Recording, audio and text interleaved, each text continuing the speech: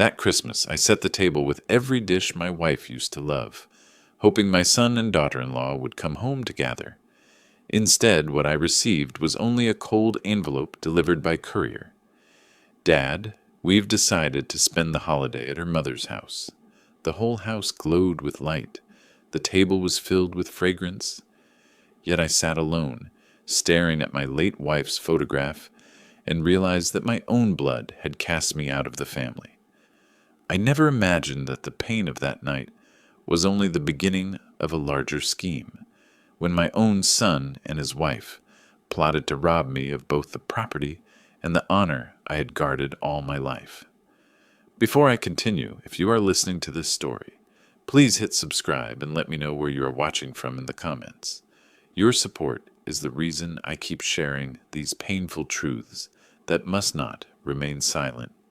My name is Harold Whitaker, 72 years old, retired after more than 4 decades as an aerospace engineer. Every winter, when snow begins to cover our small town of Maplewood, I remember the Christmases when my wife, Margaret, turned this house into a paradise.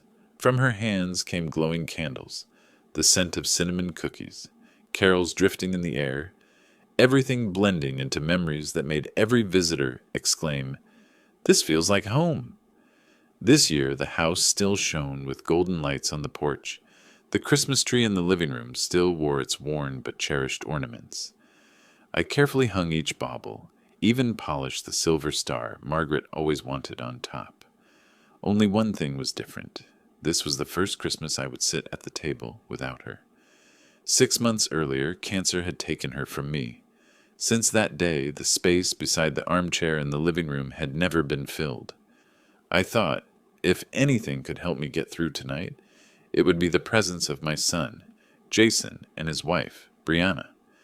Busy as they might be, I still believed that tonight they would sit with me, at least to remember the years of family gatherings. I prepared everything with that hope. On the morning of December the 24th, I rose early. Outside, it was so cold that every breath turned into white smoke. I began to cook the rosemary roasted prime rib Margaret loved. I mashed potatoes with butter and garlic, made cranberry sauce, and baked a pecan pie to cool on the windowsill. Step by step, I worked slowly, carefully, as if Margaret were right beside me, whispering, "Don't forget a touch of nutmeg, Harold." In the afternoon, I spread the pure white tablecloth, set out the porcelain dishes reserved for holidays, and polished the silver spoons Margaret had always cherished. I folded the napkins into fans, arranged them exactly as she did. When the crimson sunset poured through the windows, the dining room glowed beneath the chandelier, so warm that I believed, if only they walked through the door, every emptiness would vanish. But instead of the sound of a car pulling up, instead of Jason's voice calling, "Dad, we're here," the only thing I heard was hesitant footsteps on the porch. I opened the door to a young man in a red delivery jacket, thin gloves, his face stiff with cold. He handed me an envelope, nodded, and hurried away as if 20 more stops were waiting. I stood in the doorway, cold air rushing in, the envelope still warm from his hand. For a moment I knew nothing good lay inside, yet my hands trembled as I tore it open. Brianna's neat, even handwriting appeared. "Dad, we've decided to spend this Christmas at her mother's. Please understand. Love, Brianna." That was all. No "Merry Christmas," no "we'll visit later." Just a few dry words like canceling an appointment. I closed the door and stood still in the hallway. From there I could see the table under golden light, the prime rib still steaming, the mashed potatoes smooth, the pecan pie glowing under candlelight. All of it, and only me. I sat at the head of the table and cut a tender slice of meat, but when I chewed, the flavor vanished, as if chewing cardboard. I drank sweet tea to wash it down. After a few bites, I set the fork aside and blew out the candles. Darkness swallowed the room. I left the pecan pie uncovered. Part of me wanted to believe Margaret might walk in and say, "Leave it, someone might come by," but I knew no one would. In my gloom, I picked up the phone and scrolled through Facebook, and there I saw the photo Brianna had just posted. Another table, red wine glistening, lights glowing. Jason sat beside her, holding her hand, smiling the smile I hadn't seen in years. Beneath the photo, Brianna wrote, "So grateful for a house full of family this Christmas. Grateful. They were grateful for that table, that house, but not for this table, not for this house where Jason had been born and raised." I sat in silence for hours, memories flooding back. Jason once ran around in red reindeer pajamas, waking us at dawn to open presents. Margaret pulled cinnamon rolls from the oven, powdered sugar filling the air while I read The Night Before Christmas by the fireplace. So many bright Christmases in this home. And now my son smiled warmly elsewhere, with the woman who once forged my signature to fund her own project. I thought maybe Jason was busy. Maybe sharing holidays is normal for young families. But no, sending a courier on Christmas Eve was not busy. It was a message. We choose another place, another family, and not you. That night I sat in the armchair, the fire dying in the hearth, listening to the clock tick. Beside me, Margaret's cushions still rested on the chair, her basket of yarn with an unfinished thread. I asked myself, if she were here, what would she say? Perhaps, Harold, don't let your heart break. One day the truth will come out. But that night I felt only one thing. I had been cut out of my own family. On Christmas morning, I woke earlier than usual. Truth is, I had barely slept. I lay staring at the ceiling, listening to the wind sweep through the pines outside. Once that sound made me feel peaceful. Now it echoed emptiness inside my chest. I put on a wool sweater, walked to the kitchen, and brewed a pot of black coffee. The aroma rose, sharpened my nose, reminding me of Margaret. She always poured me the first cup and sprinkled a pinch of cinnamon, saying, "A winter morning needs a little warmth." That small habit I never managed to imitate. I carried the cup, wandering the house. The dinner table still bore its marks. Untouched porcelain plates, napkins folded into fans, the pecan pie still there, crust glistening in the morning light. I left it all as proof that I had prepared with all my heart, and their absence was the real accusation. Finally, I stopped in the living room. In the corner beside the tree stood the old upright piano. Margaret had bought it from a thrift shop 40 years ago. She never played well, but every Christmas she insisted on playing Silent Night, even if she missed notes constantly. I would stand behind her, my hands on her shoulders, singing along. Jason, too, once sat beside her, tiny fingers banging random keys, laughing. I brushed the thin layer of dust off the piano and pulled out the bench. My fingers tapped a few keys. The sound was hoarse, strings loose, like my own old age. When I pressed harder, a faint click echoed. I looked down. An old yellow envelope slid from the crack beneath the keyboard lid and dropped to the floor. My heart froze. I picked it up. On the front, in the familiar slanted handwriting, were 2 words, Harold. I sat motionless, my trembling hand tracing the faded ink. Margaret's writing, unmistakable. She often left notes on the fridge. Don't forget to buy milk or bring a coat, it'll be cold. But this, what was this? I drew a long breath and opened the envelope. Inside was a folded sheet of paper and a small brass key, old but sturdy. On the paper, Margaret had written, "If you are reading this, it means I am no longer there to remind you. Don't be sad, Harold. Open the cedar chest in the attic. You will understand. Always love you. M." I laid the paper on the table, my heart pounding. Margaret had left me a message. Not empty words, but clear instructions. A cedar chest. I remembered. In the attic stood an old reddish-brown trunk we once used to store wool blankets. I hadn't opened it in years. I looked again at the small key. On its side was etched the number 1957, faint but visible. I shivered. That was the year we first met at the town's outdoor concert. Margaret was 19, wearing a pale blue dress, and I was just a young engineering student. More than half a century later, that year appeared again on the key in my hand. I rose, my coffee cooling in its cup, and climbed to the attic. Each step creaked like whispers of the past. Up there, dim light seeped through the small window, dust cloaking everything.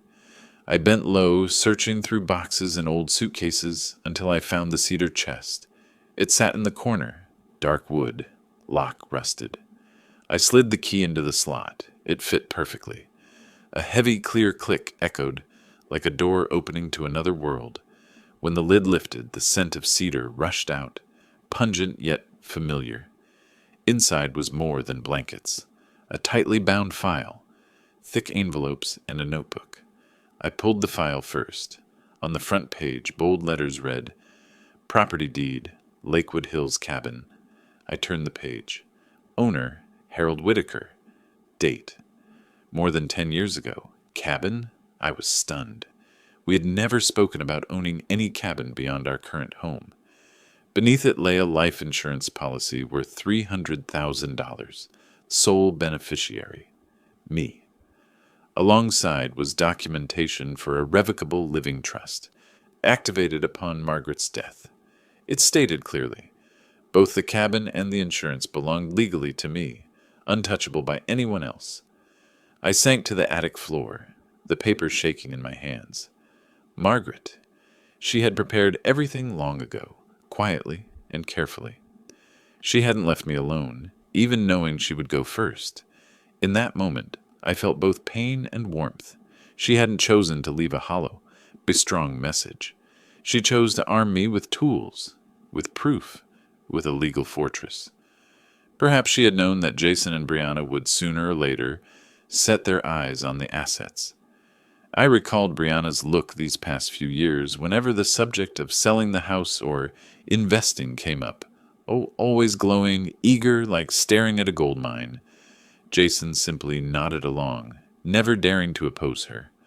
I stroked the file cover and whispered into the dusty air, Margaret, you foresaw it all, didn't you? In the cold attic, I suddenly seemed to hear faint piano notes, her off-key, silent night. Perhaps only my imagination, but it was enough to blur my eyes. I sat there for a long while.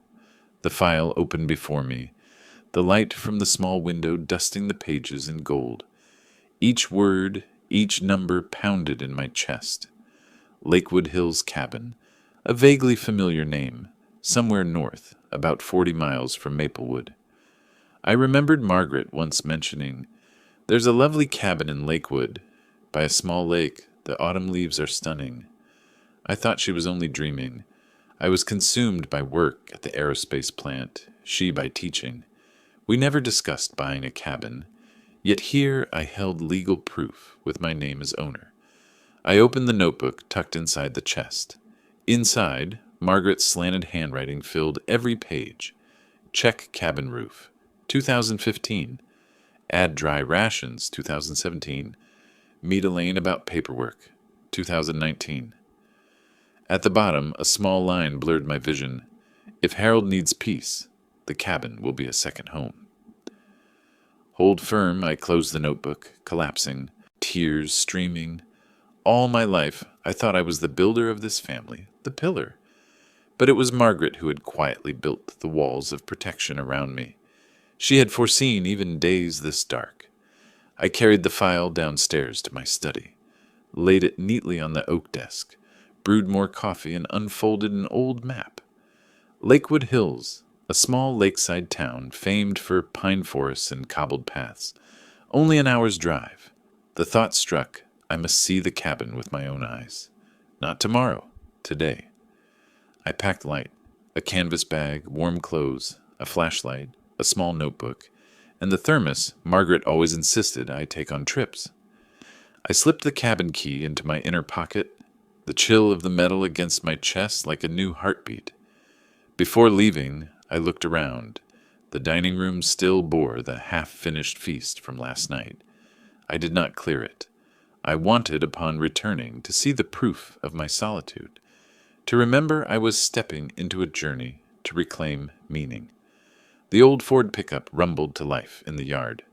The road from Maplewood to Lakewood stretched ahead, pines heavy with snow on both sides. The frozen lake shimmered with cold sunlight, a vast mirror.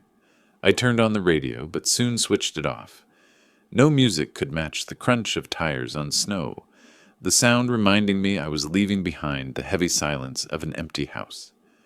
After 45 minutes, I turned onto the path leading into Lakewood Hills.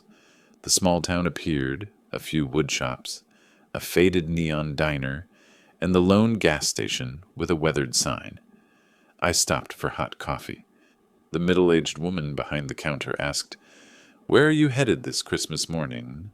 I just smiled and answered, "Looking for an old place." From the town center, I followed a winding dirt road, pines towering on both sides. The house number from the papers finally appeared. A white cabin, dark wood roof, green shutters, and a small stone porch. Not luxurious, not shabby. As if it had been waiting for me all along. I stepped onto the porch. The wood creaked beneath my weight, but held steady. I took the brass key from my coat pocket. As it turned in the lock, the crisp click rang, clear, decisive, sending a tremor through me. I pushed the door. Inside, the air carried the faint scent of pine and a touch of sweetness, like old cookies. Everything was tidy. A small living room with a fireplace, shelves neatly lined, a worn armchair. On the mantel stood framed photos. Margaret and me on our 35th anniversary. Her on a beach, hair flying in the wind, and one I had never seen. Margaret sitting right on this cabin's porch, coffee in hand, gazing at the camera with a gentle smile. I stepped closer, my trembling hand touching the frame. Margaret had been here, lived here, smiled here, and I had never known. Part of her life had belonged to this place, and now she had passed it to me. I opened the kitchen cabinets. Clean dishes, jars of spices, shelves stocked, with pasta, rice, canned goods. Inside one cupboard was a small note in Margaret's hand. Coffee, bread, sugar, don't forget, as if she had left just yesterday. I sat at the small wooden table in the corner. 2 chairs faced each other, one with a hand-stitched cushion, Margaret's familiar thread lines. I touched it softly, imagining her warmth still lingering. Suddenly I realized this cabin was not just an asset. It was a message, a legacy. Margaret had built a fortress, so I would have shelter when my own blood cast me out. I sat in silence for hours as the afternoon light turned golden through the window. Here the quiet wasn't the emptiness of the Maplewood house. Here it was a deliberate stillness, a peace Margaret had prepared. I took out the notebook and wrote the first lines. December 25th, first time at the Lakewood Hills cabin. Margaret planned everything. I'm not entirely alone. When I closed the notebook, I knew. From this moment on, everything had changed. My son and his wife might think I am weak, easy to shove aside. But they have no idea I have just found proof that I have more than memories. I have a place, a secret, a weapon Margaret handed to me. I returned from the Lakewood Hills cabin when it was late and dark. The snow-covered road glittered under the moonlight, each bend carrying me from one world into another. Sitting in the truck, my hand kept touching the file and the cabin key in my coat pocket. It felt like an old soldier discovering the secret weapon a comrade left behind before falling. That night, I didn't clear the old dinner table, and I didn't turn on the TV. I simply sat in the study and spread out all the papers. The cabin deed, the life insurance contract, the trust, they all bore Margaret's imprint. I understand engineering, but I'm not fluent in the law, and this I had to nail down. Otherwise, I feared Jason and Brianna would sniff out a gap to slip through. I remembered a name, Elaine Porter. She had been Margaret's colleague in the Teachers Association, then shifted to become an attorney, specializing in estates and trusts. They had stayed in touch for years, and I recalled Margaret mentioning more than once, "If something happens later, Elaine is someone you can trust." The next morning I drove to her small office in downtown Maplewood. A 2-story red brick building with a slightly worn brass sign, Porter and Associates, Estate Planning and Trusts. Inside, the scent of coffee and paperwork mingled, giving a sense of solidity. Elaine greeted me at the door, petite, with neatly cut silver hair and black-rimmed glasses low on her nose. She squeezed my hand firmly. "Harold, I'm very sorry about Margaret." "She was a special friend." I nodded without speaking. As soon as we sat, I spread all the documents on the table. "I found these in a wooden chest Margaret left. I don't fully grasp the legal meaning. Please explain them to me, Elaine." Skimmed the pages, and her eyes lit up. She adjusted her glasses and looked straight at me. "Harold, she prepared more thoroughly than anyone I've ever known." I frowned. "Prepared? What do you mean?" Elaine flipped to the trust and tapped it with her pen. "This is a revocable living trust. Margaret established it in the year 2012. She is the settler, the creator, and you are the sole trustee, the only manager. The Lakewood Hills cabin was fully transferred into this trust, along with a life insurance policy of $300,000. That means when she passed away, full ownership automatically moved to you. No probate, no one else can interfere." I was silent, listening to my heartbeat slow and steady. "So Jason and Brianna—" I hesitated. Elaine smiled gently but firmly. "No chance. If they try to claim the cabin as an inheritance, the court will reject it immediately. The cabin isn't in the open estate. It's protected by the trust." I exhaled, though part of me still felt heavy. Why would Margaret do this, and not tell me? Elaine set down her pen, her gaze kind. "Harold, sometimes a woman sees what a man overlooks. I remember she once told me, Jason is easily influenced. Brianna has big ambitions. I don't want Harold one day pushed out of his own home by his own child." Hearing that, my chest tightened. I remembered all the times Brianna went on about the real estate market and golden opportunities. Jason would just sit there, nodding along. I had thought it was normal for a young couple. Turns out Margaret saw further.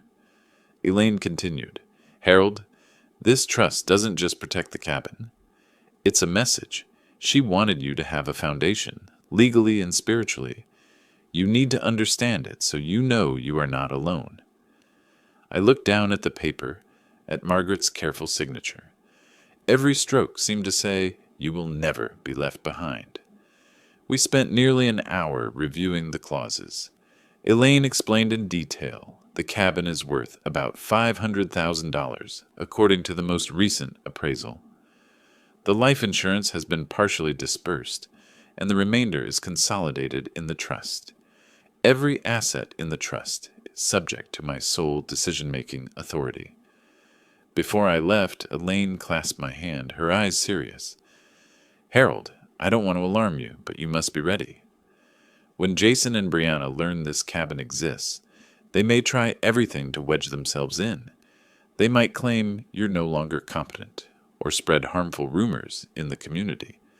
I've seen many cases like this." A cold line ran down my spine as I gripped the file. "If that happens, what should I do?" Elaine sighed, then answered, "You're not alone.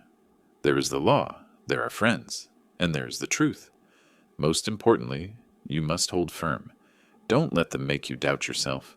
She paused, then added, "And Harold, if this escalates into court, I'll refer you to Della Morgan, my colleague who specializes in litigation.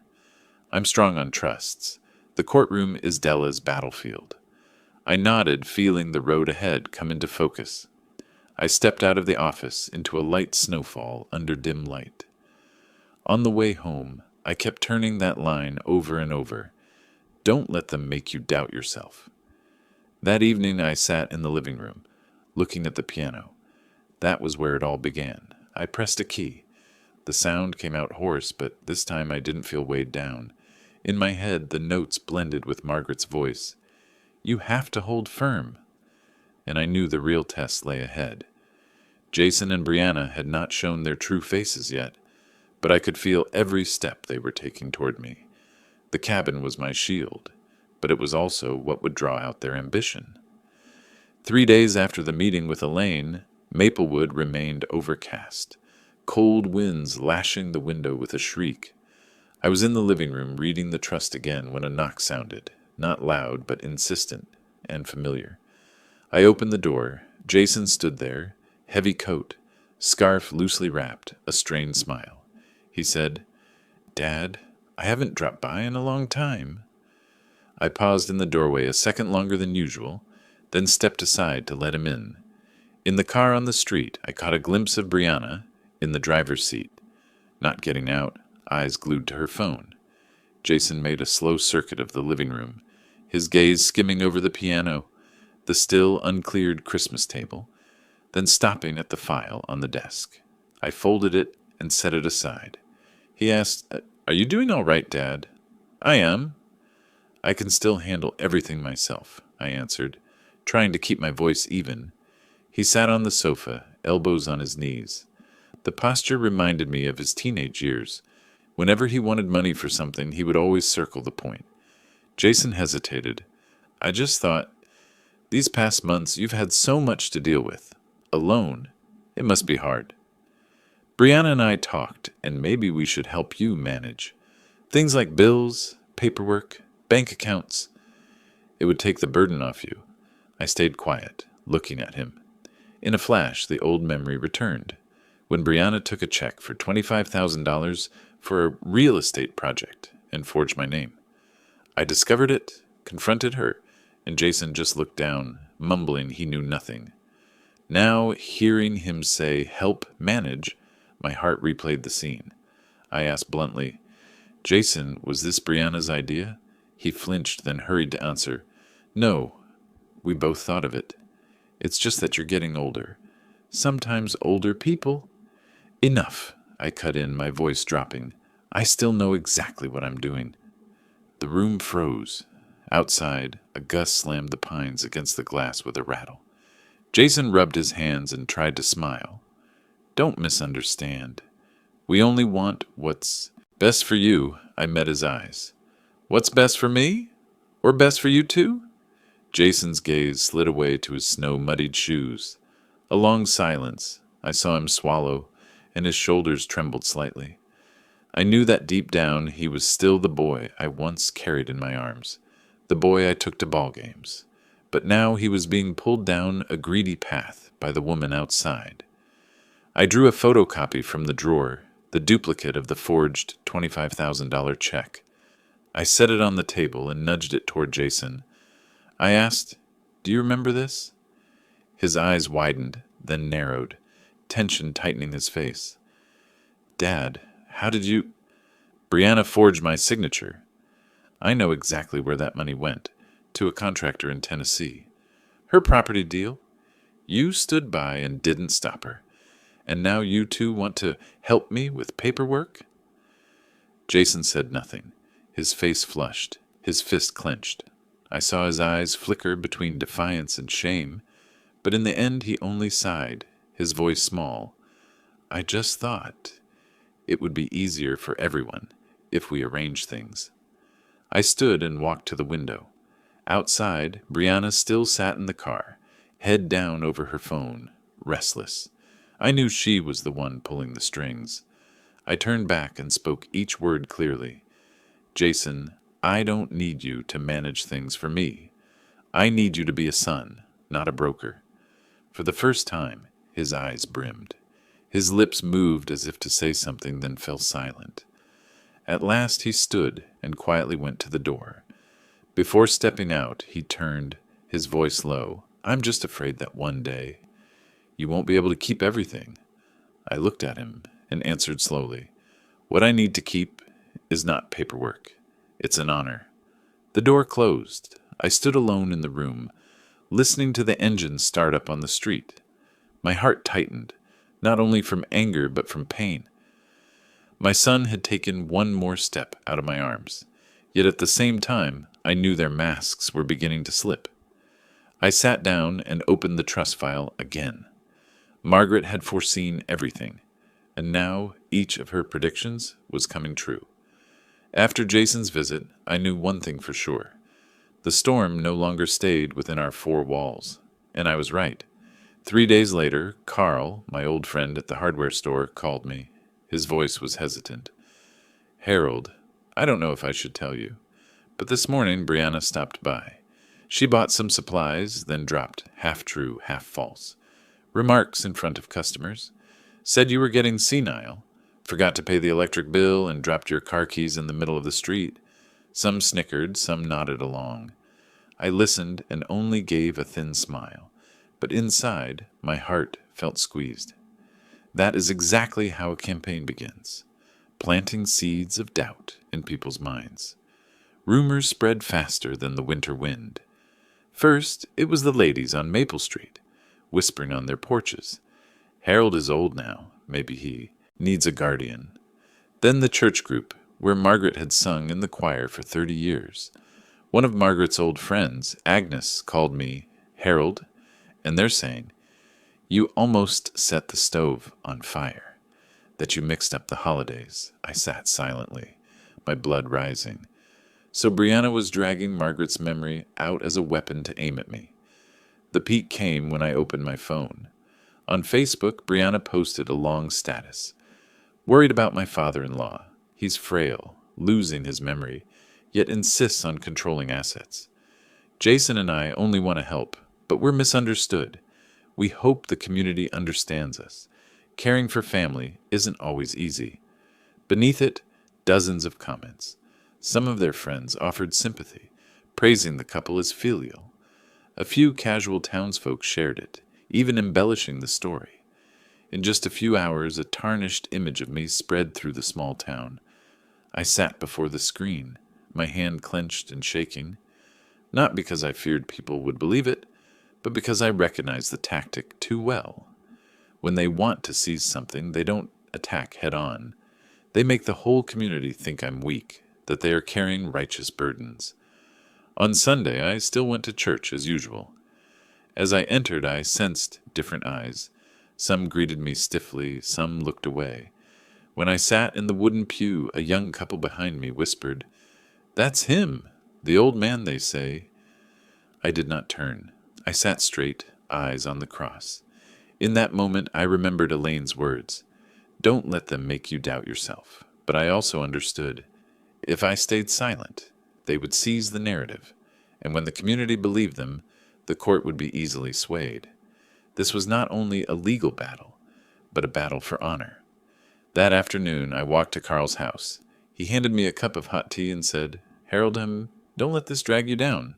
I answered, "Carl, we need to make people see their true faces, not with curses, but with truth."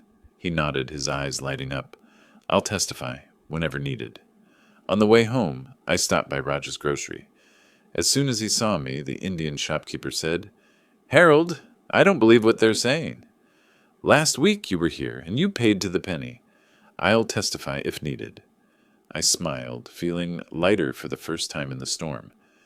That night, I opened Margaret's notebook, where she had written, "Don't fear letting them think they've won. Their price will be the truth itself." I whispered, "You foresaw even this, didn't you?" I wrote in my own journal, January 12th. "Brianna has begun a smear campaign, but that will reveal their nature. People will see, and when they do, they won't turn their backs on me, but on Jason and Brianna." I closed the journal, turned off the lights, and let the fireplace crackle. I knew this was only the opening act, but at this very moment I was no longer alone. Margaret left the trust, the cabin, and a message, "Stand straight in the storm." After that Sunday at church, as I walked into the parking lot and heard whispers behind my back, I understood one thing. If I did not act within a few weeks, people would take Brianna's words as truth.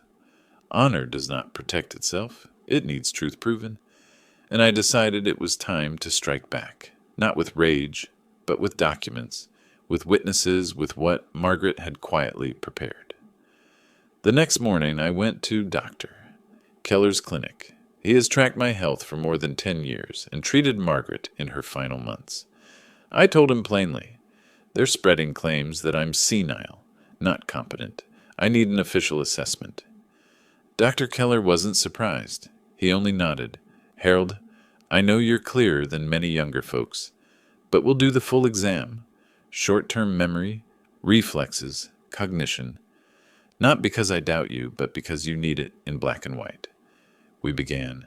He had me repeat number sequences, copy figures, remember 3 words, and recall them after a few minutes. He also checked balance, vision, and responses. I did it all, steady and calm. After nearly an hour, Doctor. Keller signed, Patient Harold Whitaker is fully alert, capable of managing finances and living independently. I held the paper, my hands trembling, not from fear, but from relief. This would be the first arrow flying back at them. At noon, I stopped at Maplewood Credit Union. Branch manager Mrs. Alvarez greeted me with a warm handshake. I spoke plainly. I need all statements from the past 6 months, with notes on who executed each transaction. She understood immediately and asked no questions. An hour later, she handed me a thick file, each page bearing signatures or stills from surveillance cameras, proving I was the one who signed, deposited, and withdrew. She added, Harold, I'll testify if needed. You always come in person. No one has ever acted on your behalf. I nodded, grateful. That afternoon, I went to Rogers again. I asked him to write a statement. In the past 3 months, Harold Whitaker has consistently shopped on his own, verified receipts, and calculated change precisely. Raj did not hesitate. He signed at once. He said, I've seen truly senile customers, but you're not one of them.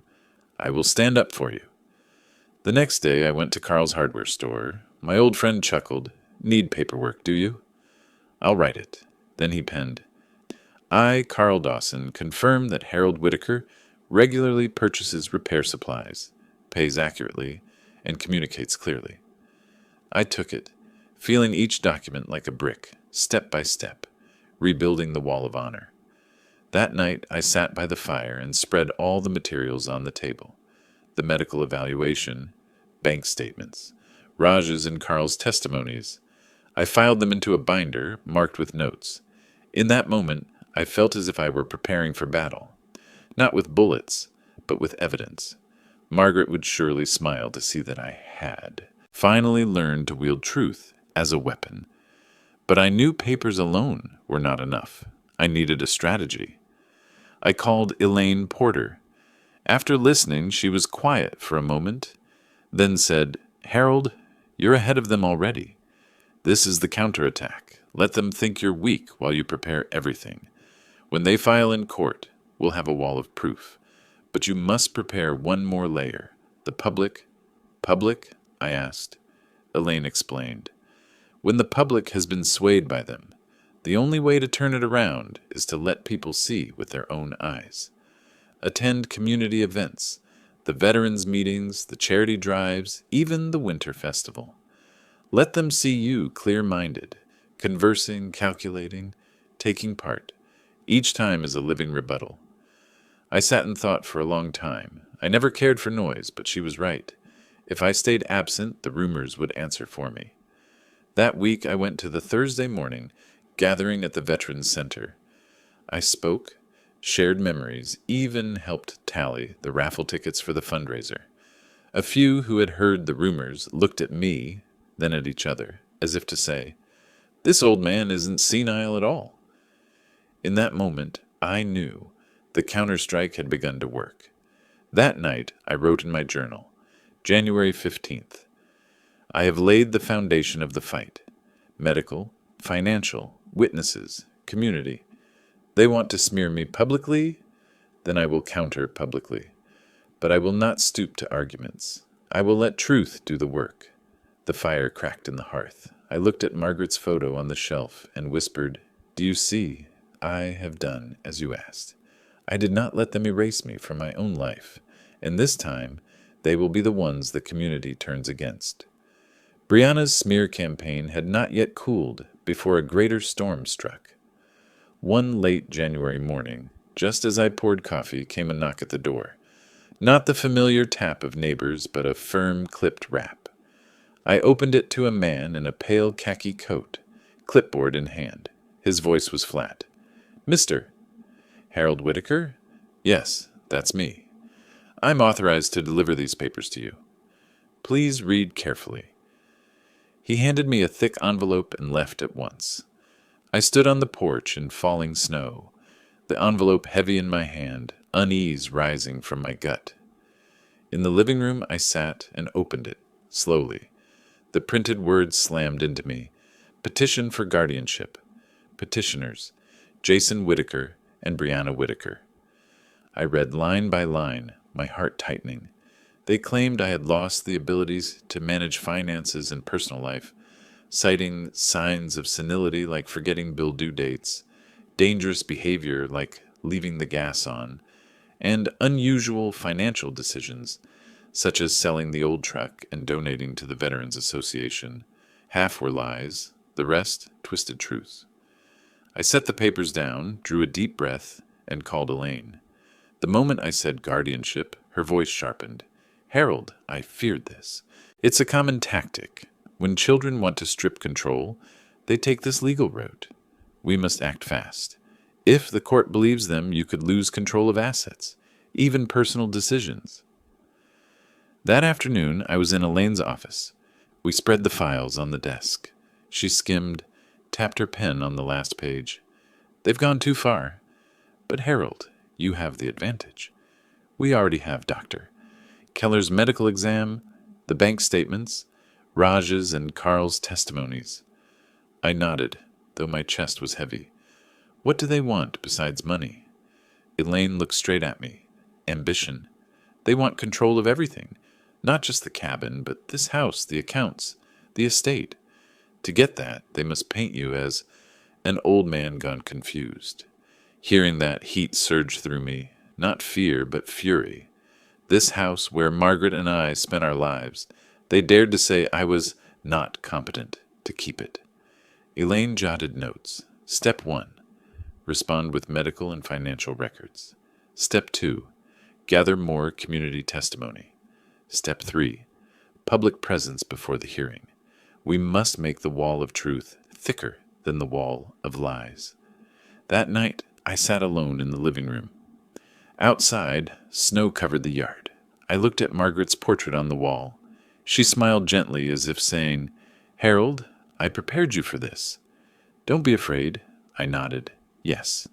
She had left the trust, the cabin, and a circle of loyal friends.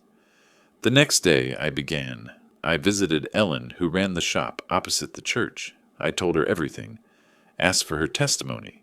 She said at once, Harold, I've seen you many times chatting, paying precisely, even helping me count donations last week. I don't believe their words. I'll sign anything you need. I clasped her hand, grateful. Another brick in the wall of honor. That afternoon I went to the Veterans Center. In the warm room of cheap coffee and laughter, I told the old boys. Mark, who served with me in Vietnam, slapped my shoulder. Harold, if you're senile, then we all are. I'll testify. The others nodded in unison. My heart lifted, not only from support, but from knowing Brianna had underestimated the community.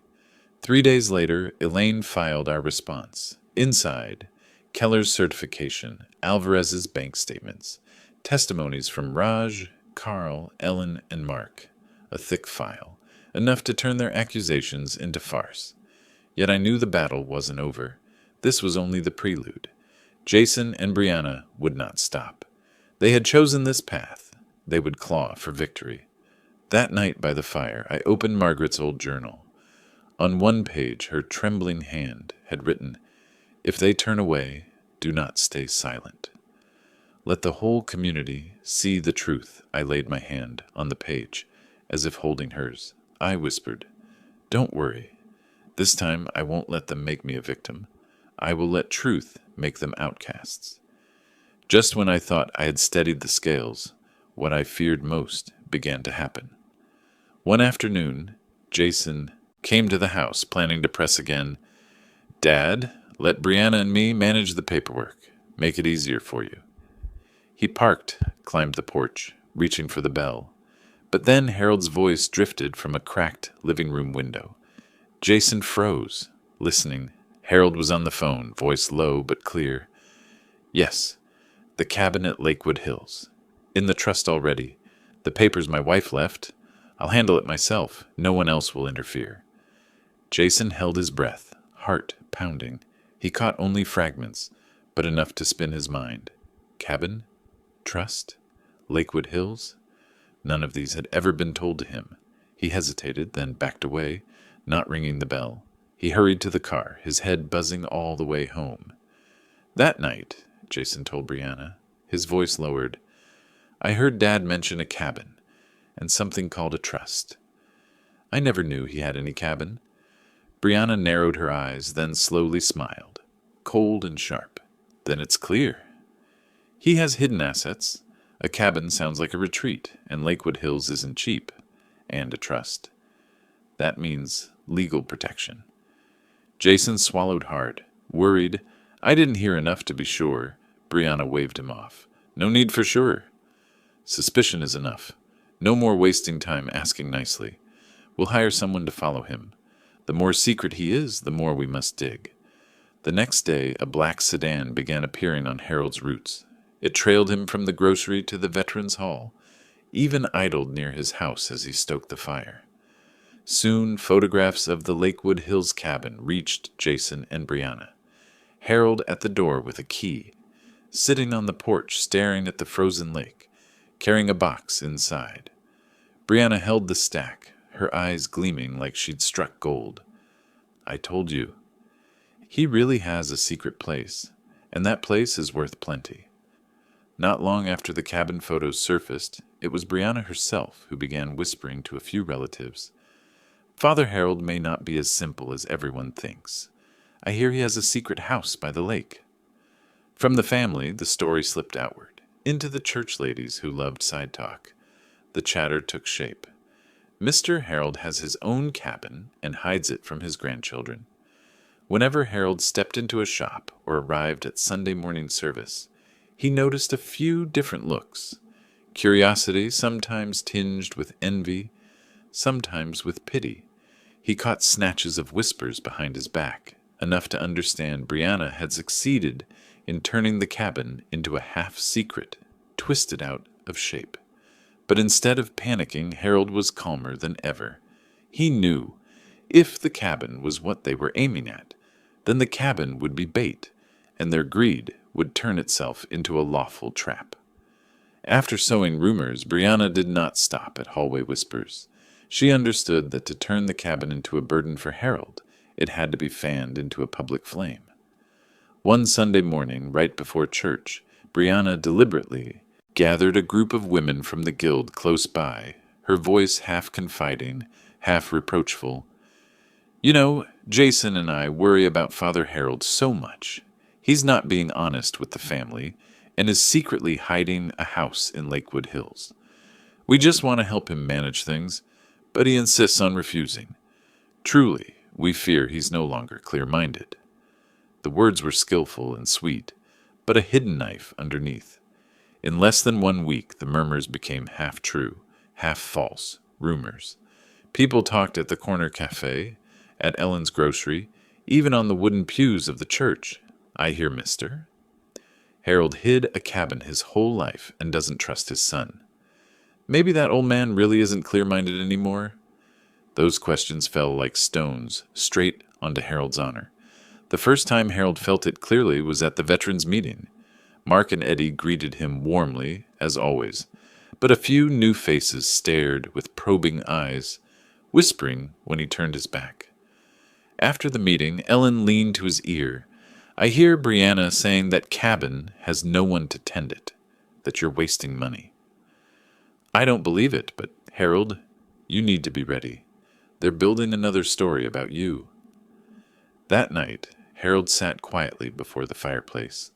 The flames burned bright, yet he felt only a chill spreading in his chest. He remembered Margaret's line in her letter, "Do not fear letting them think they've won until the truth is laid bare." He sighed, then gave a thin smile. "You're right, Margaret. This is the moment." But Brianna still did not stop. One afternoon, she posted a long public status on Facebook. heartbroken to see my father-in-law hiding a cabin and refusing help from his children. We only want to ensure he is cared for but are turned away.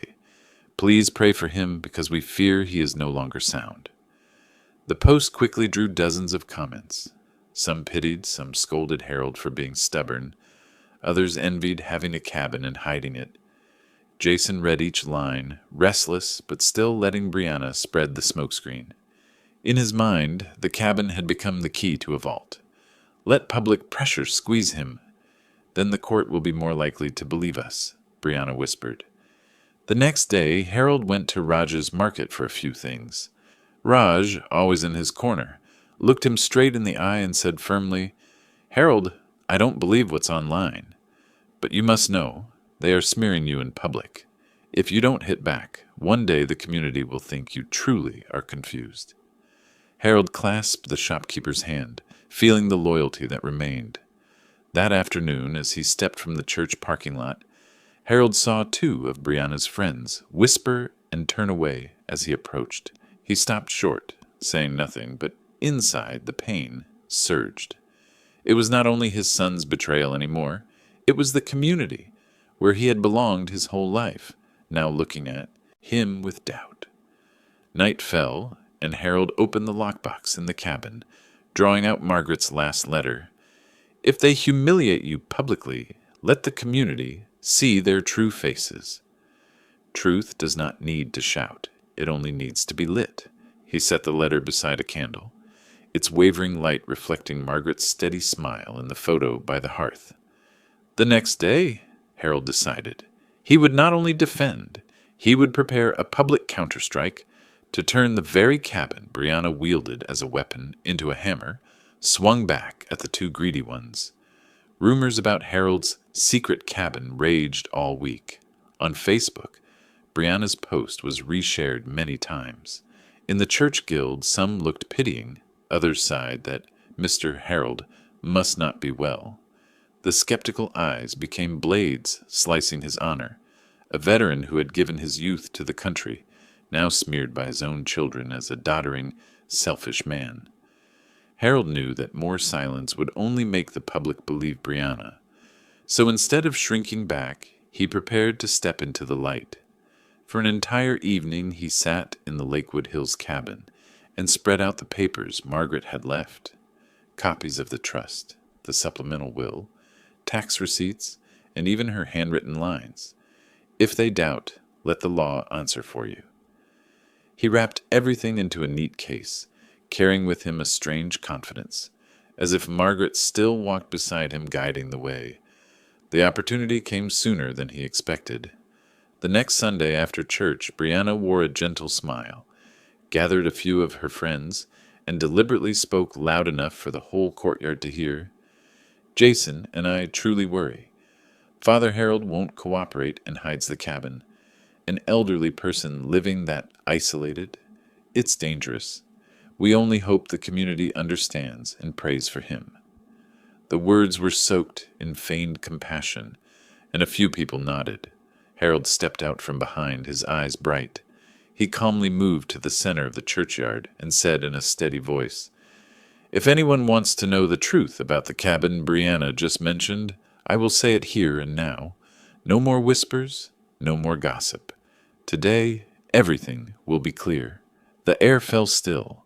Jason frowned. Brianna paled for an instant, then forced a smile. "Father, we only care."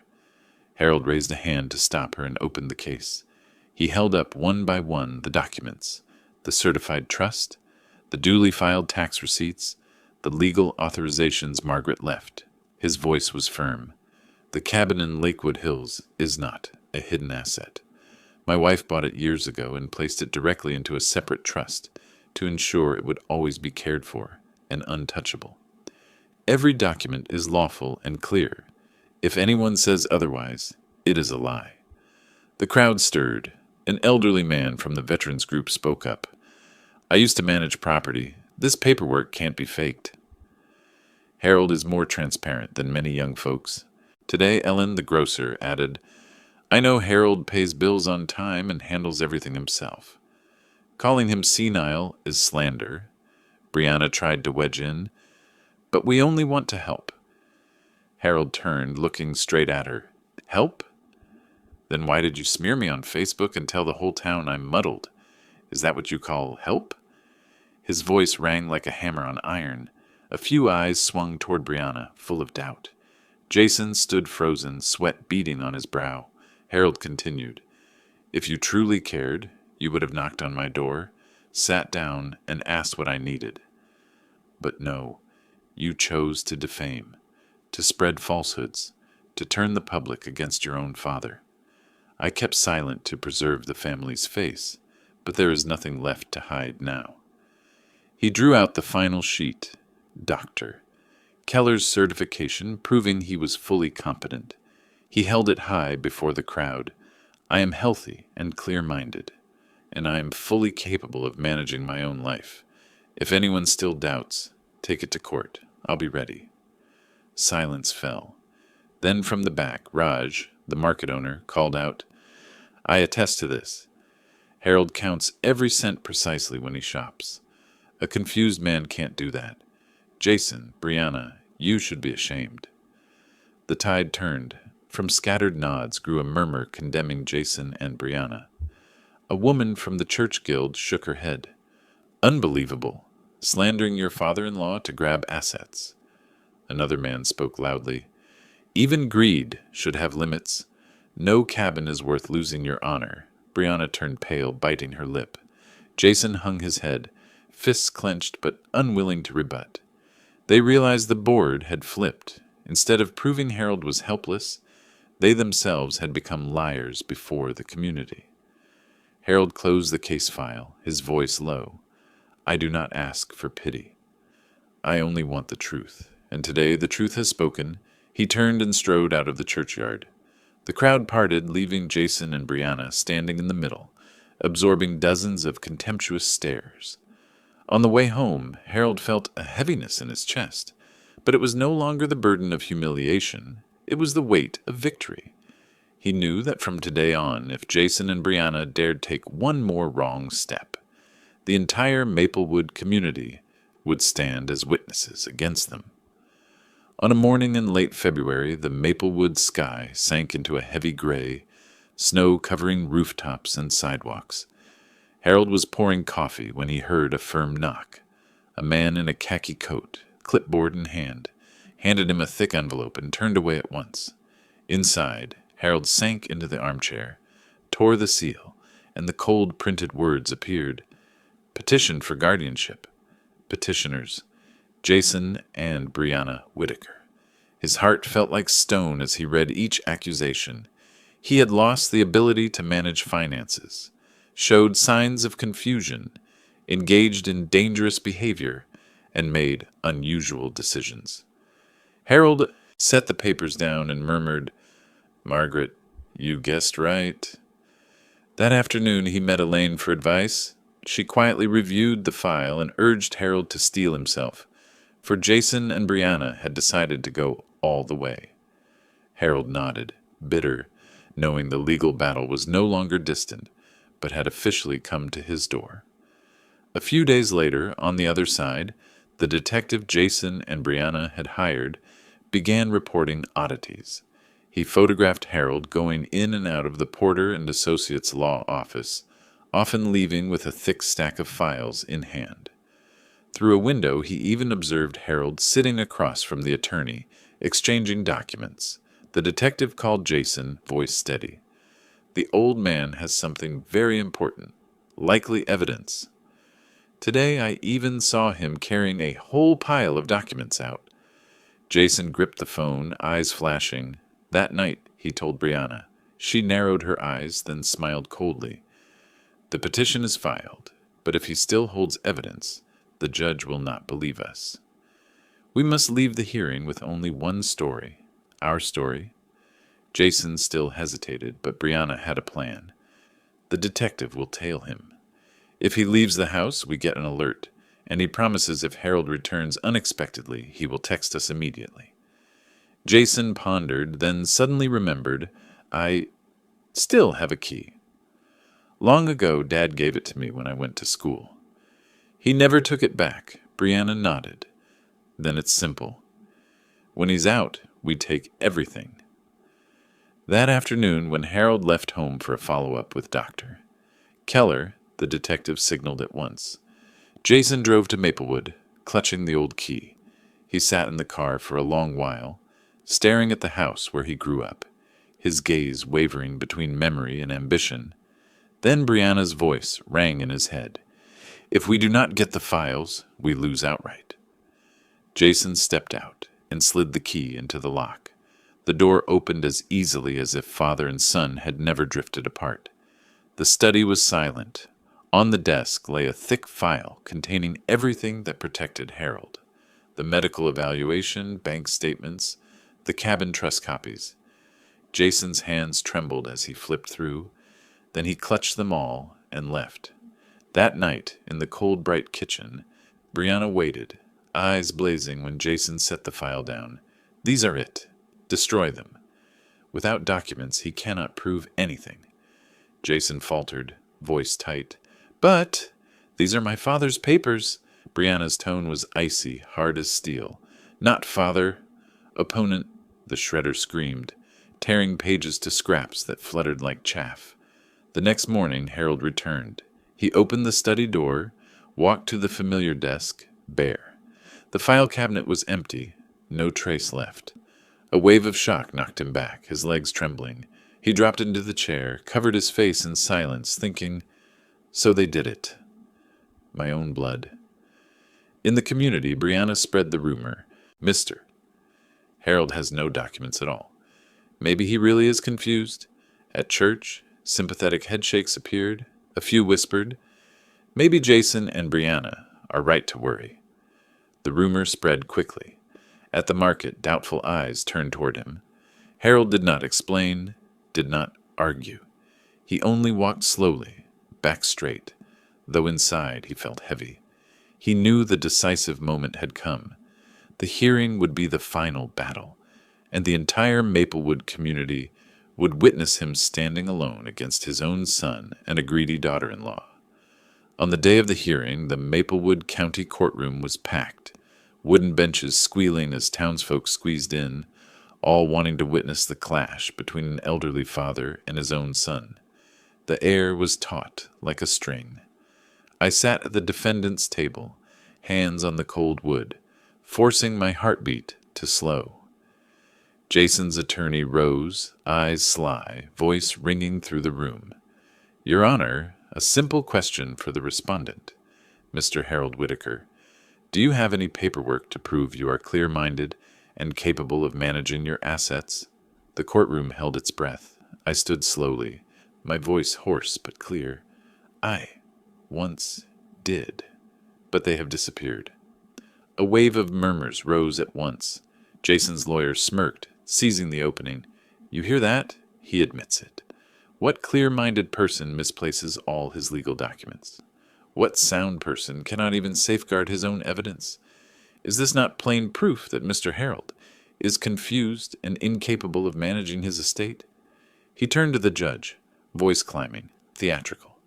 We need say no more. Look at the facts. No files, no papers. Mr. Harold may still remember his son's face, but he clearly cannot protect his property. If the court does not act, his cabin and entire estate will fall into chaos. Jason and Brianna only wish to protect their father. Brianna dabbed at her eyes with a tissue, voice trembling. Your Honor, our hearts break to do this. But father is no longer lucid. Now he even admits all his papers are gone. We only want to care for him, to protect him. A few in the gallery shook their heads pityingly, whispering, maybe they're right. Maybe Mr. Harold truly is confused. He lost all the files and still argues. The whispers cut into me like knives. I clenched my hands, fighting not to hunch my back. The plaintiff's attorney slashed the air, voice hard. Your Honor, we request immediate appointment of guardianship to Jason and Brianna Whitaker. Mr. Harold can no longer manage for himself, and his admission of missing records is the final proof. The courtroom thickened to a choke. I felt doubtful eyes settling on me. I had guarded honor and straightness my whole life, and here I stood like a helpless old man. Even I heard my own heart say, "Perhaps they have driven me to the wall." And at that very moment, my attorney, Della Morgan, rose slowly. She did not rush, did not raise her voice, but looked straight at the judge. "Your Honor, it is true, Mr. Harold no longer has the originals, but that does not mean he lacks the truth. We present a different form of proof, proof that cannot be forged and cannot be denied." Everyone leaned forward. Jason frowned. Brianna held her breath.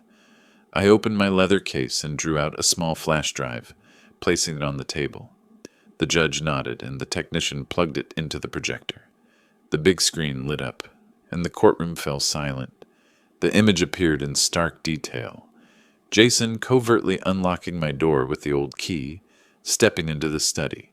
He rifled the cabinet, pulled out the thick file, and clutched it to his chest. The next scene. In the cold, bright kitchen, Brianna urging, "Quick! Destroy it!" Without the papers, he cannot prove anything. Then the shredder's shriek, scraps flying across the floor. Brianna's icy voice, "Not father!" Opponent. A burst of murmurs exploded through the room. A woman from the church guild cried out, "Good Lord, I saw it with my own eyes." Raj, the market owner, sprang up. "They call that filial?"